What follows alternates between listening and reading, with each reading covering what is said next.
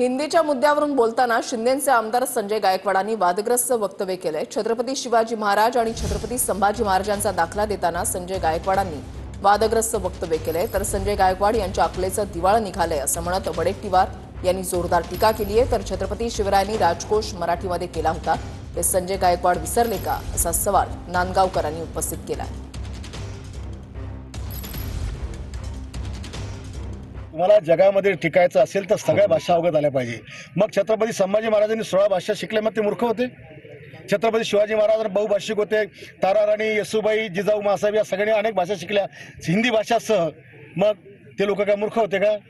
आणि त्याच्यामुळे या विषयावर वाद करून मतांचं गणित राजकारण करणं हे चुकीचं आहे। मी तर डायरेक्ट बोललो, अनेक ठिकाणी बोललो की जर पाकिस्तानचा आतंकवाद रोखायचा असेल तर उर्दू पण आपल्याला अवगत असली पाहिजे, त्याच्याशिवाय पाकिस्तानच्या आतंकवादी मनसुबे आपण पण उधळू शकत नाही।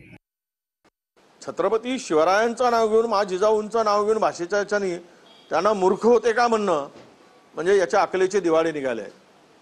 अशी सत्तेमध्ये तयार झाली की सातत्यानं महापुरुषाचं नाव घेऊन त्यांचा अवमान करण्याची अवलादच आता जास्त व्हायला लागली।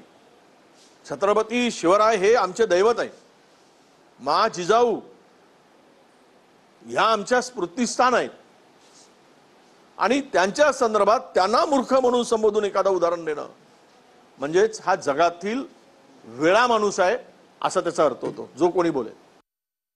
मला असं वाटते की संभाजी महाराजांचा आदर्श तर आम्हाला आहे, ते आमचे छत्रपतीच होते, पण शिवाजी महाराजांनी राजकोष सुद्धा मराठी भाषेतच केला होता, हे विसरलेत का ते?